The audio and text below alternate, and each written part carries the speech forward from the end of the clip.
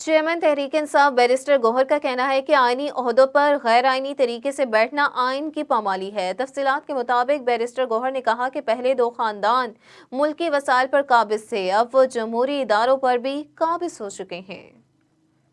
کے لیے ہمارے پاس ریکوائر الیکٹرل کالج میں جو میجارٹی وہ بھی پوری تھی، وہ تو ہمیں ڈائلوٹ کرایا گیا، لیکن دیکھیں آئینی عہدے بڑے اہم ہوتے ہیں۔ آئینی عہدوں پہ غیر آئینی طرز عمل اپناتے ہوئے اس میں براجمان ہونا آئین کی پامالی ہے۔ اس مرتبہ ان لوگوں نے سارے عہدے کی اہلیت کو دیکھ کے بغیر اور جمہوری اقدار کو بغیر بانٹے، یہ بندر بانٹ ویسے بھی نہیں چاہیے۔ پہلے دو خاندان وسائل پہ ملک کے قابض تھے، اب جمہوری اداروں پہ اور ان کے جو عہدے ہیں ان پہ بھی دو خاندان جو ہے وہ قابض ہونے جا رہے۔ میں نہیں سمجھتا کہ زرداری کی جیت جمہوریت کے لیے اچھا شگون ہوگا یا اس پارلیمان کی مضبوطی کے لیے اچھا شگون ہوگا۔ اس سے اور ہی جو ہے نا موروثی سیاست بڑھنے جا رہی ہے۔